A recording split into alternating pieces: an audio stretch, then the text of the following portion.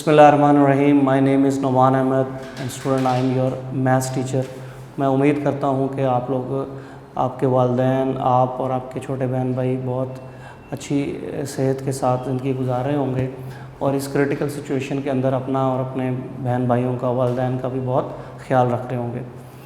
Mathematics को हमने continue किया हुआ है। 3 चैप्टर हम अपने फर्स्ट 50% कोर्स का हमने स्टार्ट किया हुआ है। 3.1 एक्सरसाइज हमने लास्ट लेक्चर में उसके क्वेश्चंस कुछ किए हैं, तो मैं उनको थोड़ा सा रिपीट करता हूँ और फिर हम अपने नेक्स्ट टारगेट की तरफ मूव करेंगे। हमने 3 चैप्टर के अंदर बेसिक्स डेफिनेशंस पढ़ी हैं अभी मैट्रिसेस की, उसकी टाइप्स की, उनके ऑपरेशंस की, कैसे ऐड करते हैं, कैसे मल्टीप्लाई करते हैं। तो उन्हीं की बेस पे जो क्वेश्चंस थे हम एक्सरसाइज 3.1 में उनको हमने कंटिन्यू किया हुआ है। तो हमने लास्ट लेक्चर में कुछ क्वेश्चंस किए थे और कुछ मैंने आपको एज ए होमवर्क दिए थे और मैं उम्मीद करता हूँ कि आपने वो एज ए होमवर्क जो क्वेश्चंस आपको मिले थे वो कंप्लीट कर लिए होंगे। लेकिन अगर कोई इशू आपको उन क्वेश्चन में आता है तो आप प्लीज़ उनको नोट डाउन कर लें अपने रजिस्टर्स के ऊपर। अपने रजिस्टर्स आप अलग मेंटेन करें जिसमें आप यूनिक नोट्स की हेल्प ले सकते हैं। मेरे लेक्चर्स में जो क्वेश्चन मैं करवा रहा हूँ उनकी हेल्प लें। एक बात आपको मैं बड़ी क्लियर बता दूं कि जो क्वेश्चंस मैं आपको बोर्ड पे जिस मेथड से एक्सप्लेन कर रहा हूँ, जो आपको होमवर्क में क्वेश्चन उसके सिमिलर दे रहा हूँ, वो उनका बिल्कुल वही मेथड होगा, उसी तरीके से ही वो सॉल्व होते होंगे, बस वैल्यूज़ ही चेंज होंगी, बाकी सारा प्रोसीजर वही होगा। तो हमारा एक तरीका है जो है वो काम करने का यहाँ पे कि हम सिमिलर पूरी बुक में हम ये नहीं कि 1 क्वेश्चन 2 क्वेश्चन इस सीक्वेंस में नहीं, हमने टॉपिक वाइज एक्सरसाइज के क्वेश्चंस को शफल किया हुआ है। उसमें ज़रूरी नहीं है कि सीक्वेंस मेंटेन रहे। हम क्वेश्चन नंबर 1 के साथ हो सकता है 10 क्वेश्चन सेम हो तो हम 1 और 10 को हम पहले रखेंगे क्योंकि वो आर्टिकल जो हमने पढ़ा है उससे रिलेटेड जो क्वेश्चन है वो हम पहले कर रहे हैं। तो आपने भी अपने रजिस्टर पे इसी सीक्वेंस को मेंटेन करना है जिससे हम एक्सरसाइज को कंप्लीट करते हैं। तो हमने स्टूडेंट 3.1 एक्सरसाइज के अंदर क्वेश्चन नंबर 1 किया है। 3, 4, 5, 8 और 9 यहाँ तक हमने कंप्लीट किया है एक्सरसाइज 3.1 के क्वेश्चंस में। और यहाँ तक क्वेश्चन में हम कौन से कॉन्सेप्ट यूज़ कर चुके हैं मैं उनको रिपीट कर देता हूँ। स्केलर मल्टीप्लिकेशन यूज़ कर लिया है, एडिशन कैसे करते हैं ये यूज़ कर लिया है, सब्ट्रैक्शन कैसे करते हैं ये यूज़ कर लिया है, 2 मैट्रिक्स को मल्टीप्लाई कैसे करते हैं ये हमने लास्ट लेक्चर के अंदर क्वेश्चन में यूज़ किया है। 2 मैट्रिक्स अगर इक्वल हों तो एक्स वाई या ए बी की वैल्यूज़ कैसे फाइंड करते हैं ये भी हमने लास्ट लेक्चर के अंदर डिस्कस कर लिया है। तो नेक्स्ट 3.1 को स्टार्ट करते हैं। तो नेक्स्ट जो क्वेश्चन है हमारा आज का वो क्वेश्चन नंबर 2 है और ये वेरी इंपॉर्टेंट शॉर्ट क्वेश्चन है बोर्ड एग्ज़ाम के लिए, ऑल्सो अकेडमी के अंदर भी इसकी इंपॉर्टेंस है। तो क्वेश्चन नंबर 2 है। So we have a matrix A,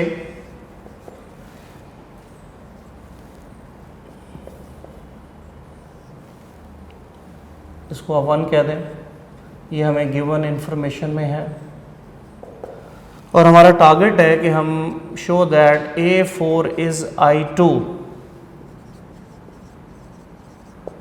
we want to show that A4 is equal to I2। ये हमारा क्वेश्चन है। अब इसमें स्टूडेंट एक और बात मैं आपसे रिवाइज करवा रहा हूँ कि ए मैट्रिक्स के अंदर एंट्रीज जो है वो आयोटा में इन्वॉल्व हो गई हैं। सो दिस मीन्स कि ये एक कॉम्प्लेक्स मैट्रिक्स है क्योंकि इसकी entries imaginary number, complex number format में आ गई हैं। ऑर्डर इज 2/2, 2 रोज हैं, 2 कॉलम हैं और A⁴ हमने लास्ट क्वेश्चन में देखा है कि मैट्रिसेस के अंदर जो पावर है वो प्रोडक्ट से जनरेट की जाती है। तो हमने A⁴ पे जब हम पहुंचेंगे यानी A को 4 टाइम्स जब हम मल्टीप्लाई करेंगे तो यू हैव I2 को भी हमने लास्ट टाइम डिस्कस किया हुआ है। I2 का मतलब है आइडेंटिटी मैट्रिक्स ऑफ ऑर्डर 2/2 और वो ये मैट्रिक्स होता है, आपको मेमोराइज होना चाहिए, ये आंसर आना चाहिए जब हम A को 4 टाइम्स मल्टीप्लाई करें। तो हम स्टार्ट करते हैं। First find A²। Direct A4 पे तो नहीं जा सकते, स्टेप बाय स्टेप हम पहुँचेंगे। A² फाइंड सबसे पहले कर सकते हैं, वो कैसे A को A से मल्टीप्लाई कर सकते हैं। तो A मैट्रिक्स हमें गिवन है आयोटा 0 1 माइनस आयोटा, फिर दोबारा A ही लिखना है। So iota 0 1 minus iota. अब आपने इन दोनों का ऑर्डर सेम है, 2/2 का मैट्रिक्स ये है, 2/2 का मैट्रिक्स ये है, तो ऑर्डर सेम है तो फिर तो प्रोडक्ट के लिए कोई डाउट नहीं होना चाहिए, डेफिनेटली प्रोडक्ट होगा। अब इम्पॉर्टेंट क्या है कि प्रोडक्ट करते कैसे हैं, और फर्स्ट मैट्रिक्स की रोज़ को हम सेकंड मैट्रिक्स के कॉलम्स के साथ 1 बाय 1 मल्टीप्लाई करते हैं। तो हम पहले स्टार्ट करते हैं product. So iota multiply by iota, iota multiply by iota, फिर प्लस लिखना है, 0 मल्टीप्लाई बाय 1। जब आप प्रैक्टिस में आ जाएं तो आप ये स्टेप को डायरेक्ट भी आप iota multiply iota iota square direct भी लिख सकते हैं। तो मैं अभी नहीं लिख रहा ताकि थोड़ी सी प्रैक्टिस हो जाए। First row is multiply by first row column, ये कंप्लीट हो गया। फिर first row multiply by second column, जब सेकंड कॉलम में आना है क्योंकि थोड़ी सी स्पेस के बाद मैट्रिक्स फॉर्मेट होता है लिखने का, इसलिए थोड़ी सी आपने स्पेस देनी है। So iota multiply by 0, iota multiply by 0, फिर plus sign, 0 multiply by minus iota, bracket close. ये आपने फर्स्ट रो को दोनों कॉलम के साथ 1 बाय 1 मल्टीप्लाई कर दिया। अब सिमिलरली आप सेकंड रो के साथ ये प्रोसीजर रिपीट करें। सो 1 multiply by iota plus minus iota multiply by 1, फिर आप सेकंड कॉलम के साथ 1 multiply by 0 minus iota multiply by minus iota.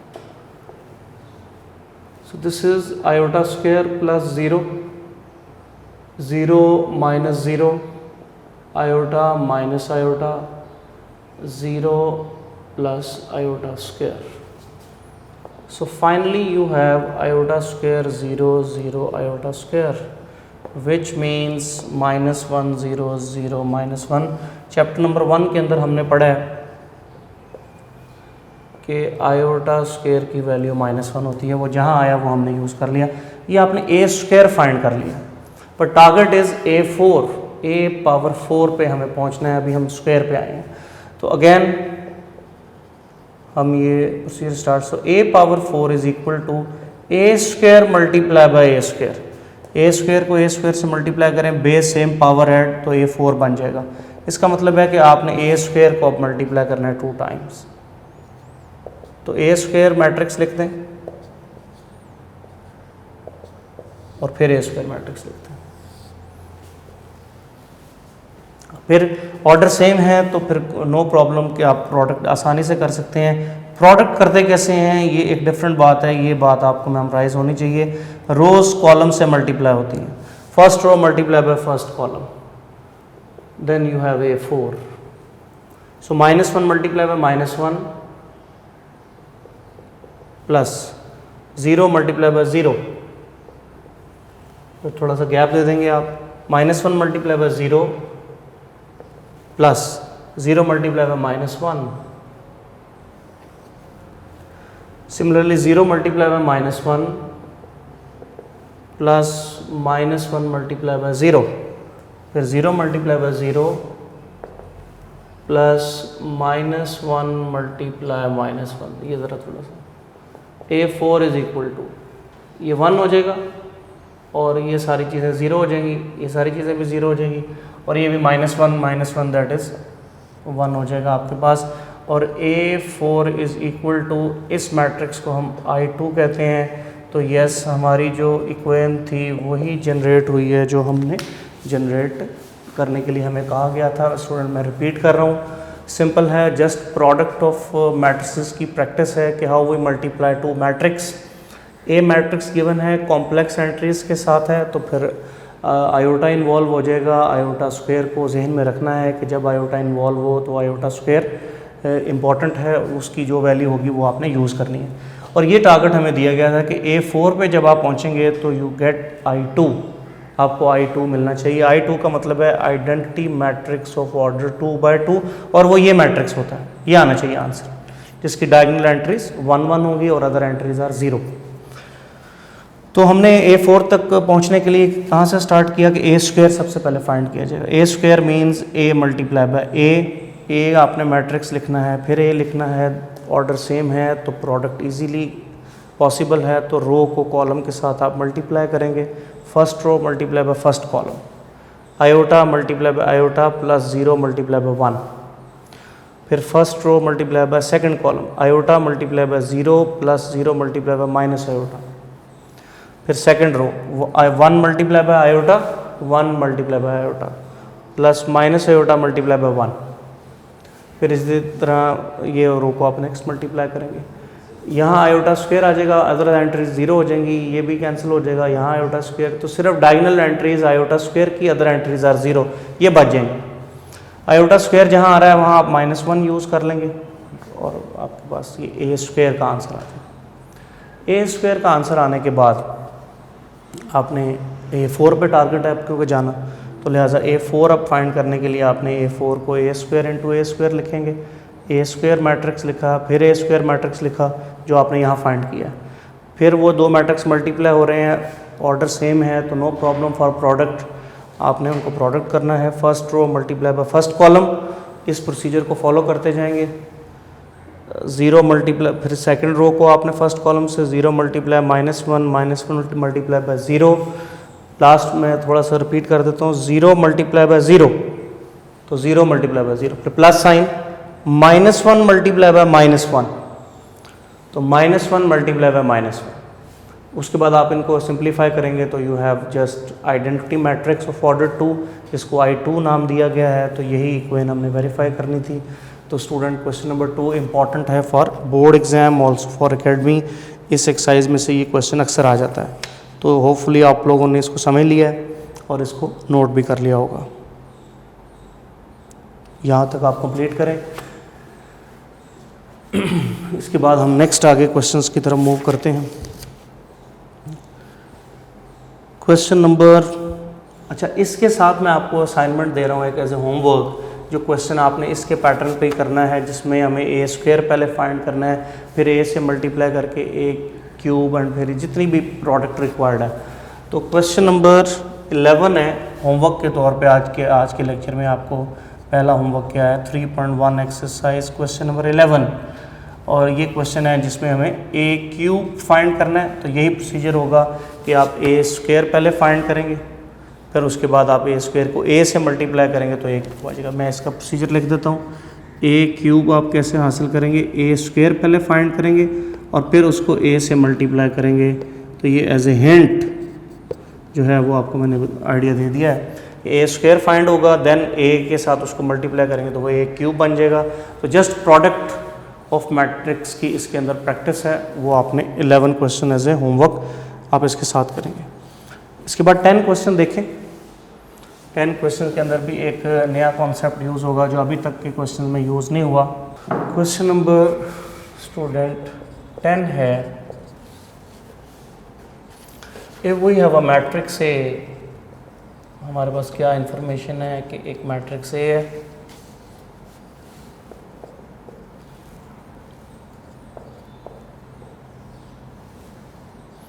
और एक मैट्रिक्स बी है।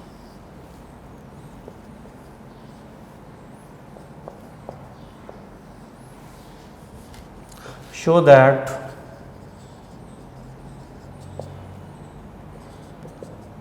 A plus B whole transpose is equal to A transpose B transpose। ये equation भी बड़ी इंपॉर्टेंट है, ये इंफॉर्मेशन हमें आगे यूज़ करनी होगी नेक्स्ट एक्सरसाइज में। ये एज ए फार्मूला भी ये रिजल्ट यूज़ हुआ करेगा। तो जैसे जैसे एक्सरसाइज कर रहे हैं उनके क्वेश्चन में से कुछ ना कुछ फार्मूलाज भी हमें मिलते जाएंगे। तो इट्स वेरी क्लियर कि ए और बी मैट्रिक्स गिवन है, लेफ्ट साइड का आंसर और राइट साइड का आंसर सेम होना चाहिए। पहले आप लेफ्ट साइड स्टार्ट कर लेते हैं, तो उसमें हमें इट्स वेरी क्लियर कि ए प्लस बी होल ट्रांसपोज है, तो आप ए मैट्रिक्स लिखेंगे प्लस बी मैट्रिक्स लिखेंगे, क्लोज और देन ट्रांसपोज। तो इट्स वेरी क्लियर कि ये एडिशन हो रहे हैं दो मैट्रिक्स। तो एडिशन पहले आप कर लेते हैं, एडिशन आर क्वाइट ईजी की कॉरस्पॉन्डिंग एंट्रीज ऐड करनी है, ऑर्डर सेम है। 1 + 2 3, -1 + 3 2, 2 + 0 2 हो जाएगा, 0 + 1 1, 3 + 2 5, 1 - 1 0, ये दोनों का एडिशन है। And then transpose. अब ट्रांसपोज जो है वो इस क्वेश्चन में फर्स्ट टाइम यूज़ हुआ है, इससे जो पीछे हमने क्वेश्चंस किए हैं उसमें यूज़ नहीं हुआ। ट्रांसपोज का क्या मतलब है, हमने ऑपरेशन लास्ट लेक्चर में पढ़ा था कि मैट्रिक्स के अंदर रोज़ को कॉलम में चेंज कर दें। या कॉलम्स को रोज़ में चेंज कर देने से जो नया मैट्रिक्स हासिल होगा उसको हम ट्रांसपोज ऑफ मैट्रिक्स कहते हैं। तो मसलन first row shift into first column, second row shift into second column. So this is your left side answer. तो स्टूडेंट ये इसको वन इक्वेशन कह दें, ये आपने लेफ्ट साइड का आंसर फाइंड कर लिया, दो मैट्रिक्स ऐड किए हैं और देन ट्रांसपोज ले लिया है, तो इक्वेशन नंबर 1 बन। सो नाउ टेक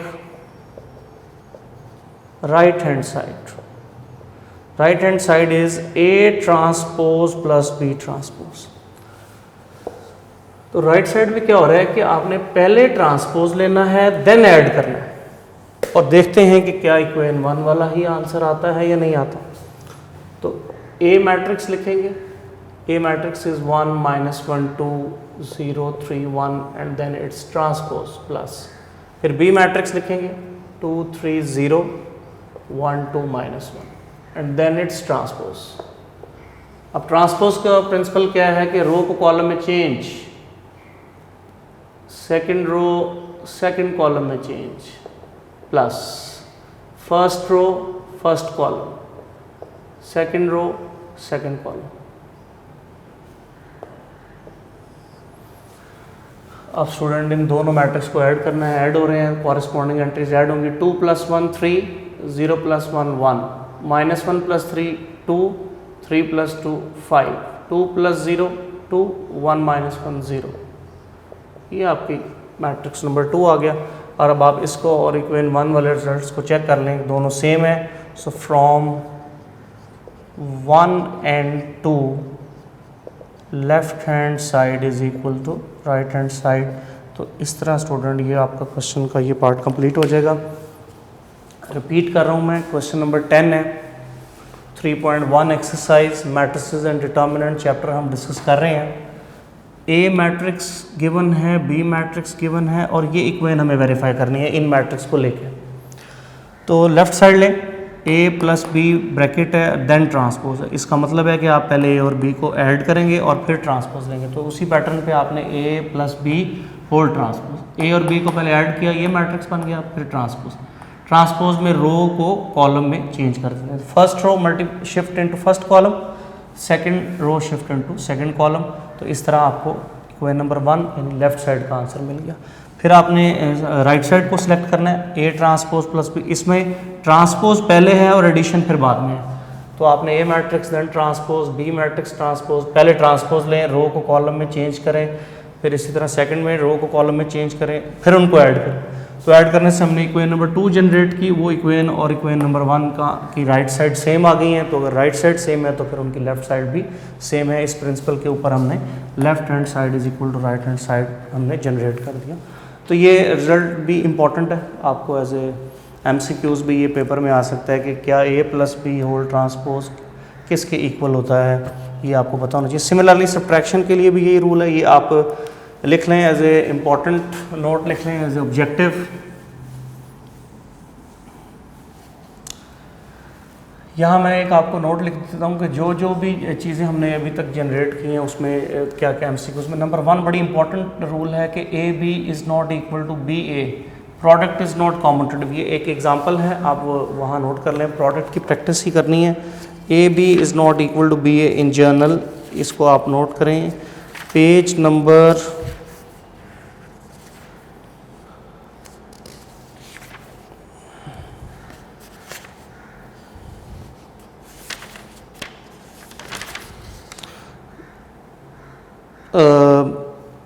बेसिकली ये नेक्स्ट एक्सरसाइज में इन्वॉल्व है। ये पेज 88 के ऊपर नोट नंबर 1 है। पेज 88 के ऊपर नोट नंबर 1 है। AB कॉमोडेटिव लॉ जो है वो होल्ड नहीं करता मैट्रिसेस के अंदर। ये रिजल्ट्स मैं लिख रहा हूँ, ये आगे हमने यूज़ करने हैं।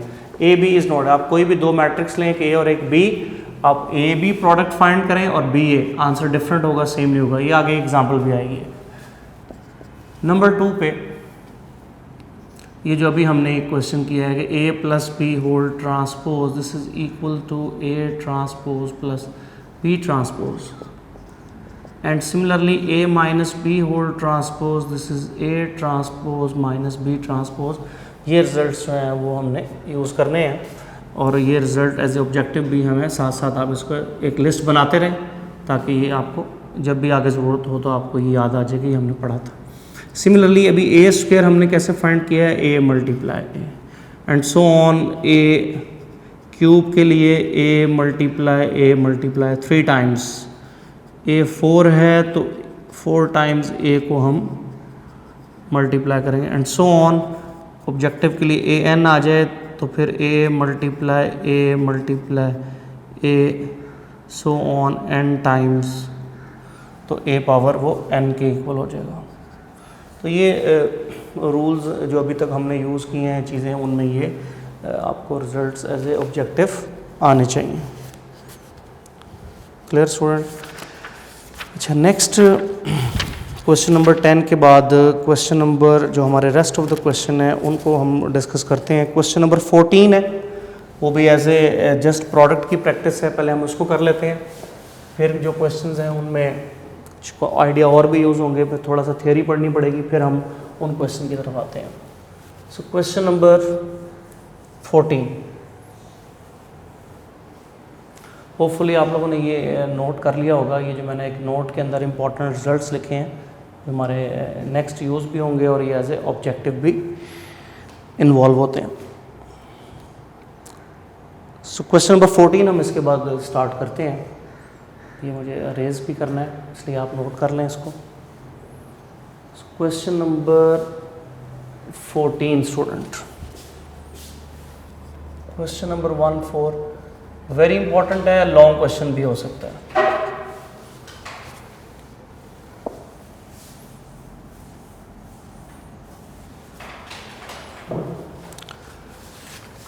स्टूडेंट, आपने इस क्वेश्चन को नोट करना है, अपने रजिस्टर के पेज को वर्टिकल फॉर्म में नहीं इसको रख के, इसको हॉरिजॉन्टल पेज के ऊपर आपने नोट करना है। यानी आपने इस तरह नोट नहीं करना, आपने इसको इस पैटर्न पे रजिस्टर पर रख के इस तरह नोट करना है। हॉरिजॉन्टल पेज के पॉइंट ऑफ व्यू से आप इसको नोट करेंगे, वो थोड़ी सी लेंथी कैलकुलेशन हो जाती है। तो मैं डायरेक्ट ही लेफ़्ट साइड लिख रहा हूँ, बुक पे क्वेश्चन लिखा है। लेफ्ट साइड पे एक मैट्रिक्स है with trigonometric identities, with trigonometric elements उसमें इन्वॉल्व हैं।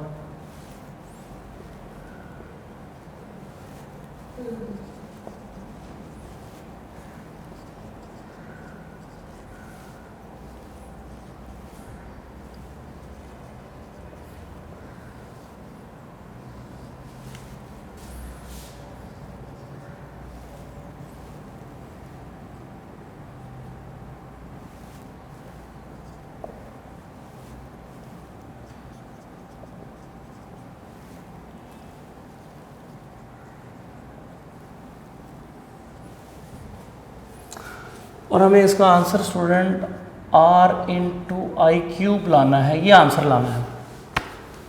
स्मॉल r क्वेश्चन में इन्वॉल्व है। I cube means identity matrix of order 3/3। तो दो मैट्रिक्स हैं, 3/3 ऑर्डर है, 3 रोज 3 कॉलम, और इसमें भी 3/3 ऑर्डर है, 3 रोज 3 कॉलम है। तो ऑर्डर सेम है, तो फिर no problem for the product. इसका मतलब है डेफिनेटली प्रोडक्ट हो जाएगा। आपने अब प्रोडक्ट स्टार्ट करना है। प्रोडक्ट कैसे होगा, हमने ये पढ़ लिया है कि रो को कॉलम्स के साथ मल्टीप्लाई करते हैं। जो फर्स्ट मैट्रिक्स होता है उसकी रो लेते हैं और सेकंड मैट्रिक्स का पहला कॉलम, फिर फर्स्ट रो सेकंड कॉलम, फिर फर्स्ट रो थर्ड कॉलम। इस पैटर्न पे हम मल्टीप्लाई करते हैं। फर्स्ट रो जब तक मल्टीप्लाई होती रहती है और नए मैट्रिक्स की फर्स्ट रो ही बनती जाती है, इस बात का ख्याल रखना। तो स्टार्ट करते हैं प्रोडक्ट।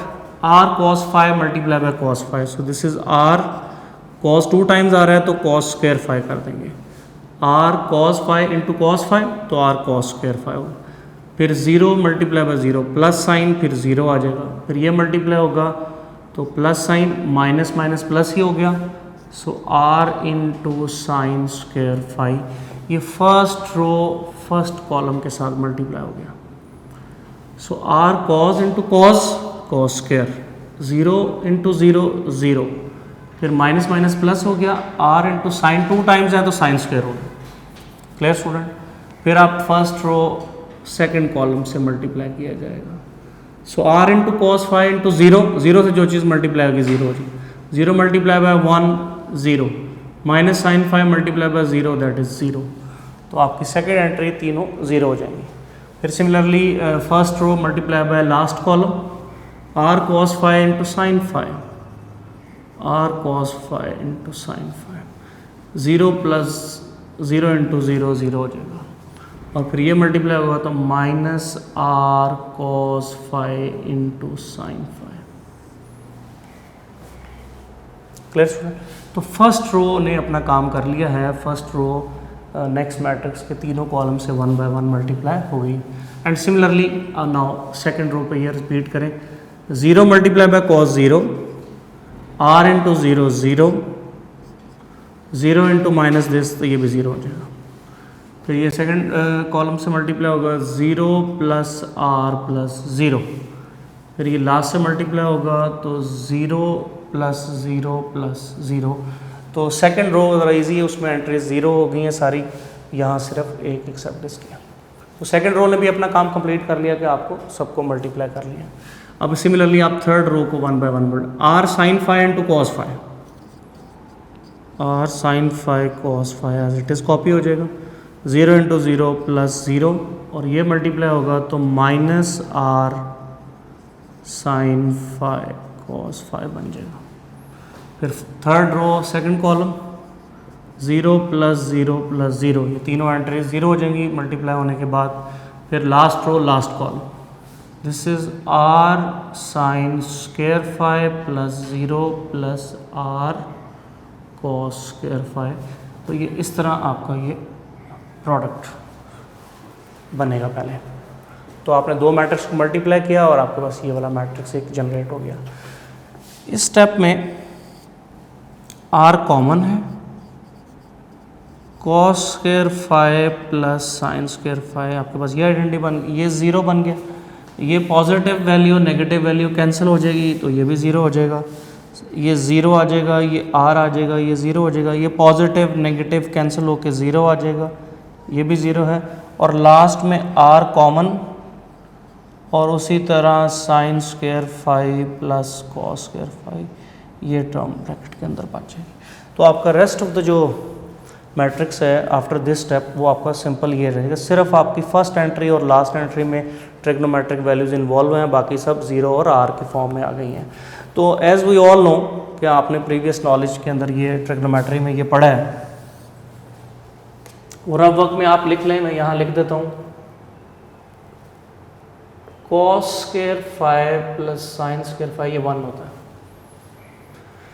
साइन पहले आ जाए या कॉस बाद में आ जाए तो भी कोई इशू नहीं है, वो वन के इक्वल ही होता है। ये फंडामेंटल आइडेंटिटी आपने ट्रिग्नोमेट्री के चैप्टर में पढ़ी हुई है। फाइव भी हम जैसे theta alpha beta gamma angle के लिए ये नोटेशन हम यूज़ करते हैं, इस तरह फाइव भी जो है वो एंगल को रिप्रेजेंट करने के लिए यूज़ किया जाता है सिंबल। कॉस और साइन आप जानते हैं ट्रिग्नोमेट्री है, और ये फाइव कोई एंगल होगा। तो यहाँ वन यूज़ कर लेंगे हम।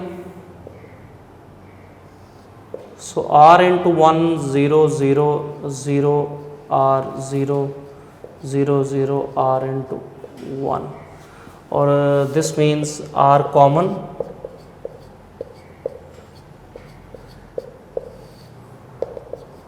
और इसको हम I3 यानी आइडेंटिटी मैट्रिक्स ऑर्डर 3 कहते हैं। So now this is your right hand side. तो इस तरह ये क्वेश्चन आपका कंप्लीट हो जाएगा। इम्पॉर्टेंट है, लॉन्ग क्वेश्चन के अंदर आ चुका है, पेपर्स के अंदर, एकेडमिक के टेस्टों में भी आ चुका है। तो दोबारा मैं रिपीट कर देता हूँ। क्वेश्चन नंबर 14 3.1 एक्सरसाइज इम्पॉर्टेंट है। लॉन्ग क्वेश्चंस की सूरत में दो मैट्रिक्स हैं, ट्रिग्नोमेट्रिक एंट्रीज़ हैं, और आपने उनको प्रोडक्ट करना है, और उनका रिक्वायर्ड आंसर ये है R इंटू I3। तो प्रोडक्ट ऑर्डर सेम है तो प्रोडक्ट तो इजीली जो है वो कंप्लीट हो जाएगा, नो इशू है। पर प्रोडक्ट करते कैसे हैं? रो को कॉलम के साथ आप मल्टीप्लाई करते हैं। तो पहले फर्स्ट रो को फर्स्ट कॉलम से मल्टीप्लाई करेंगे, ये एंट्री बन जाएगी। फिर फर्स्ट रो को सेकंड कॉलम से मल्टीप्लाई करेंगे तो ये एंट्री बन जाएगी। फिर फर्स्ट रो को थर्ड कॉलम से मल्टीप्लाई करेंगे तो ये एंट्री बन जाएगी। फर्स्ट रो ही मल्टीप्लाई हो रही है, इसलिए नए मैट्रिक्स की फर्स्ट रो ही जनरेट होगी। फिर आपने सेकंड रो को मल्टीप्लाई करना है फर्स्ट कॉलम से, तो सेकंड रो में लिखना है। फिर सेकंड रो को सेकंड कॉलम में, तो आप सेकंड नंबर पे लिखेंगे। फिर आप सेकंड रो को थर्ड कॉलम से, तो ये एंट्री बन जाएगी। फिर सिमिलरली आप थर्ड रो को फर्स्ट कॉलम से मल्टीप्लाई करेंगे तो थर्ड रो की फर्स्ट एंट्री बनेगी। फिर थर्ड रो को सेकंड कॉलम से मल्टीप्लाई करेंगे तो सेकंड एंट्री बनेगी। फिर थर्ड रो को थर्ड कॉलम से मल्टीप्लाई करेंगे तो last entry of the matrix बन जाएगी। आर इन दोनों में से कॉमन आ जाता है, cos square 5 plus sign square 5, ये तीनों ज़ीरो हो गए, ये भी दोनों कैंसिल होके ज़ीरो हो गया। नेक्स्ट रो में ये ज़ीरो हो जाएगा, ये आर ये ज़ीरो, और लास्ट रो में ये कैंसिल होके ज़ीरो, ये भी ज़ीरो आ जाएगा, और इनमें से आर कॉमन, और फिर ये फंडामेंटल आइडेंटिटी बन गई। एज वी ऑल नो कि sine square plus cos square ये 1 होता है, तो इसकी जगह पे 1 यूज़ हो जाएगा। डायगोनल में से ये आर कॉमन आ गया, और आर जब कॉमन आ जाएगा तो डायगोनल एंट्रीज पीछे 1 1 की रह जाएंगी, और 1 1 डायगोनल एंट्रीज हों और अदर एलिमेंट आर 0 हो तो वो आइडेंटिटी मैट्रिक्स या यूनिट मैट्रिक्स होता है। उसको हम I3 भी कह सकते हैं। 3 का मतलब है कि ये 3 रो 3 कॉलम है, सो R इंटू I3 ये राइट साइड थी। यही हमारा आंसर था इस क्वेश्चन के अंदर। Clear student? मुझे उम्मीद है कि आप लोगों ने इसको अच्छी तरह समझ लिया होगा और इसकी आपने प्रैक्टिस भी करनी है। एक बात नोट कर लें कि सिर्फ देखना कि ये मैं क्वेश्चन समझ लिया है, मुझे आ जाएगा, ये काफ़ी नहीं है। आप लोगों ने हर सूरत में जो भी डेली बेसिस के ऊपर अपने रजिस्टर्स को ख़ुद मेंटेन करना है, इसकी प्रैक्टिस करनी है। जो क्वेश्चन यहाँ कर लें वो ख़ुद से भी एक दफ़ा आपने घर में प्रैक्टिस करनी है। जितनी ज़्यादा आप प्रैक्टिस करेंगे मैथमेटिक्स के अंदर, उतनी आपके लिए आसानी होगी, उतनी आपकी बेहतर तैयारी होगी। जितना आप प्रैक्टिस करते हैं उससे आपको क्वेश्चन किसी हद तक मेमोराइज हो जाते हैं, और फिर पेपर के अंदर जो है वो आपको स्पीड मेंटेन रहती है। आपको सोचने का मौका नहीं मिलता कि मैं अब इस स्टेप के बाद क्या था, इसके बाद क्या था।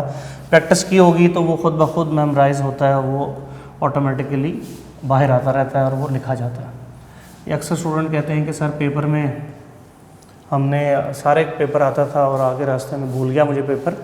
उसकी रीज़न यही है कि आप प्रैक्टिस नहीं करते हैं, सिर्फ नोट से या की से देख लेते हैं कि ये इस तरह होना था, ये इस तरह था, लेकिन जब तक आप अपने उसको प्रैक्टिस नहीं करेंगे आप उस पर ग्रिप नहीं हासिल करेंगे। ये इसी तरह है कि आपने डेली लाइफ में कोई बाइक या कोई गाड़ी को अगर आपने प्रैक्टिस करनी है, तो अगर आप जब तक उसको डेली बेसिस पे प्रैक्टिस नहीं करेंगे, आप उसको खुद उसको मैनुअली नहीं बैठेंगे गाड़ी में, उसको रोड पे नहीं लेके जाएंगे, तो आप ग्रिप हासिल नहीं कर सकते। थ्योरेटिकली जितना मर्जी आपने पढ़ा हो, इसी तरह मैथमेटिक्स के अंदर भी आपने जितना भी मैनुअली काम किया होगा उतना ही आपकी ग्रिप ज़्यादा होगी।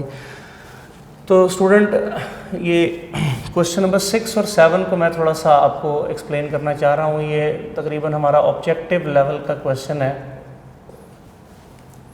इसको देख लें, कोई ज़्यादा इसमें इसको इतना सीरियस लेने की ज़रूरत नहीं है। आप जस्ट एक ऑब्जेक्टिव सी चीज़ है। क्वेश्चन नंबर 6 है, 6 और 7 ये दोनों का आइडिया सेम है। एक मैट्रिक्स आपको दिया हुआ है शॉर्ट फॉर्म में, मैंने एक्सप्लेन की हुई है शॉर्ट फॉर्म और मैट्रिक्स क्या होती है। तो AIJ 3x3 ऑर्डर का मैट्रिक्स है, सारा लिखने की ज़रूरत नहीं है, AIJ शॉर्ट फॉर्म में लिख लिया जाएगा। अब मसलन उसका फर्स्ट पार्ट है,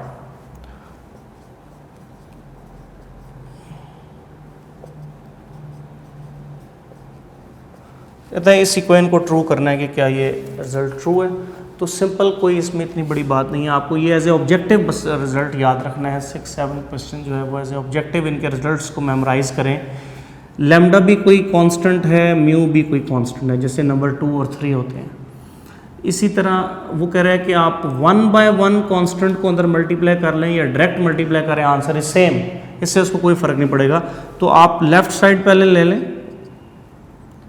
सो लैम्डा म्यू ए, ये लेफ्ट साइड है। सो लैम्डा लिखें ब्रैकेट म्यू और ए मैट्रिक्स शॉर्ट फॉर्म ही रहने दें, ब्रैकेट क्लोज।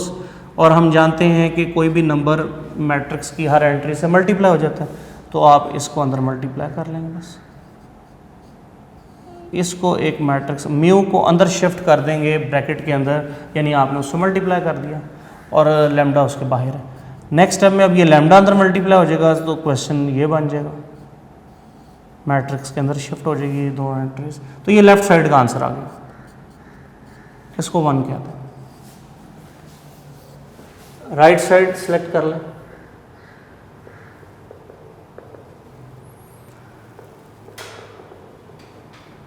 लैम्डा म्यू पे ब्रैकेट है, इसका मतलब है कि लैम्डा म्यू सेम टाइम पे ही ऑपरेट होगा। इसमें हमने 1 बाय 1 ऑपरेट किया, पहले म्यू को अंदर शिफ्ट किया, फिर उसके बाद नेक्स्ट स्टेप में हमने लैम्डा को अंदर शिफ्ट किया। इसमें क्या होगा, लैम्डा म्यू पे ब्रैकेट है कि ये दोनों मल्टीप्लाई हो जाएंगे, देन आप इसको मैट्रिक्स से मल्टीप्लाई करेंगे, तो आपने डायरेक्ट ही अंदर शिफ्ट कर देना है इसको, और ब्रैकेट, ये आपकी इक्वेशन नंबर 2 बन गई। From one and two left hand side is equal to right hand side, तो आपने इस तरह इसको वेरीफाई कर देना है कि लेफ्ट राइट साइड सेम है। इसके अंदर भी final answer lambda mu A आई जे ही बन गया है, इसका भी final answer lambda mu A आई जे बन गया। तो जस्ट स्केलर मल्टीप्लिकेशन की इनके अंदर प्रैक्टिस है। तो ये रिजल्ट्स आप जो हैं वो इनको आप बस मेमोराइज कर लें, और अगर आ जाएँ तो आप इस बिल्कुल इस पैटर्न पर इसको प्रूव करेंगे। मतलब इसका सेकेंड पार्ट है कि लैम्डा प्लस म्यू ए, इसको सेपरेट किया जा सकता है lambda A plus mu A, ये एज ए ऑब्जेक्टिव आपको ट्रीट करेंगे। इसी तरह थर्ड पार्ट है लैम्डा ए माइनस ए, इसको आप लैम्डा माइनस 1 ए कॉमन आ जाएगा, तो डेफिनेटली ए कॉमन आ रहा है तो आप ए कॉमन ले लेंगे, तो ये रिजल्ट्स भी बन जाएंगे। तो ये एज ए रिजल्ट्स भी एज ए ऑब्जेक्टिव भी ये यूज़ हो सकते हैं, और ये रिजल्ट एज ए अगर शॉर्ट वगैरह में आ जाए बट कम चांस होते हैं तो फिर आप उनको इसी फॉर्म में रहेंगे। कोई मैट्रिक्स ए खुद से नहीं बना लेना, आपने इस बात का ख्याल रखना है, जिस फॉर्म में दिया हुआ है उसी शॉर्ट फॉर्म में रहने देना है, और बिल्कुल इसी आइडिया से आप इनकी लेफ्ट राइट साइड को भी जनरेट कर सकते हैं। नॉर्मली आप इसको एज ए ऑब्जेक्टिव ही ट्रीट करेंगे। इसी तरह 7 क्वेश्चन इसमें मैं आपको होमवर्क के तौर पर दे देता हूँ कि वो आपने क्वेश्चन नंबर 7 वो इसी पैटर्न पे, जैसे ये मैंने फर्स्ट पार्ट जर्नल रहते हुए ही आपने उसको सॉल्व करना है। तो क्वेश्चन नंबर 7 यहाँ तक स्टूडेंट आप आज के लेक्चर में कंप्लीट कर लें काम। क्वेश्चन नंबर जो 3.1 एक्सरसाइज है वो अब हमारा एक्सेप्ट क्वेश्चन नंबर 12 और 13, बाकी हमने सारे डिस्कस कर लिए हैं, कुछ एज ए होमवर्क दे दिए हैं, कुछ जो इंपॉर्टेंट एग्जाम्स के लिए थे वो मैंने बोर्ड पे एक्सप्लेन किए हैं। तो आप इनको एज इट इज़ जो मैंने बोर्ड पे किए हैं उन क्वेश्चंस को आप अपनी नोटबुक पे इंपॉर्टेंट लिख लें, बुक के ऊपर टेक्स्ट बुक पे इंपॉर्टेंट लिख लें।